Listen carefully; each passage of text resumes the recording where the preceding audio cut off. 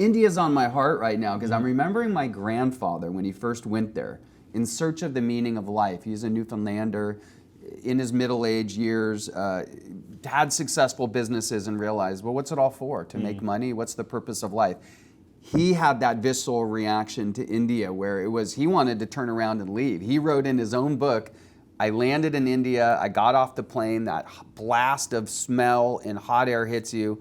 The first thing he wanted to do was turn around and go back to Newfoundland. So it is a country that you can't really have a middle ground on. You either, to use a cliche, you love it or you hate it, right? Yeah. No, I definitely say I loved it. And I mean, I've been kind of like pushing my limits on traveling my whole life. Like I lived in Korea for years when I was a teenager, and I think that really set me up. I feel like if I didn't do that when I was a teenager, if my parents didn't convince me to move there, then I probably wouldn't have done this trip this year just because I wouldn't have been built for it, right? Like it's just everything kind of leads up to a certain point in life and it trains you to be a certain way.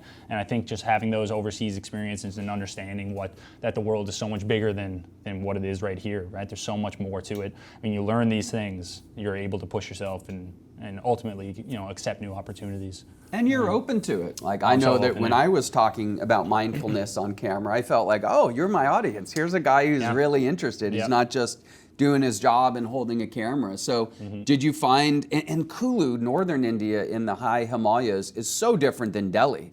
So, I mean, what was the differences between the two places you found? Compare and contrast Kulu and Delhi. Just room to breathe is what I picture almost. Like Delhi was amazing, of course. I mean, just like, you feel like you're very much immersed in their culture and everything works there. There was we interviewed one gentleman and he said that the biggest differences between like the westernized world and the world of over in India and Delhi specifically is the difference between chaos and order. So on the surface, Delhi is very chaotic, but internally everyone has peace, has clarity, has order because they're very at one with themselves spiritually.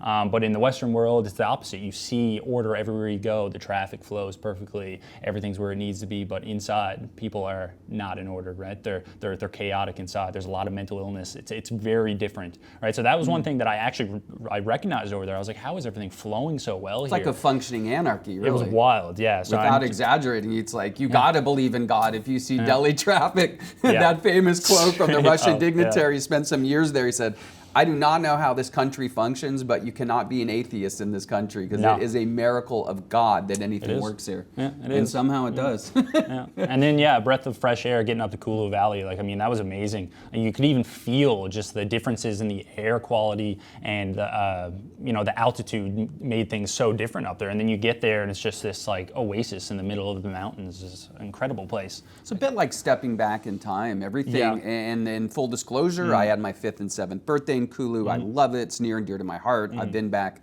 literally 2-3 dozen times. It does give you a peace of mind. There is a spiritual clarity, and there is something about moving your body to what's supposedly a spiritual place. Even if it's time spent in nature, one can't help feel better. You're more attuned to higher thinking. Yeah. And I mean, that was a big part of the whole trip in general, was just exposing ourselves to different natural environments that are so different than Newfoundland, so different than Canada. I mean, pushing our bodies to extremes, to say the least,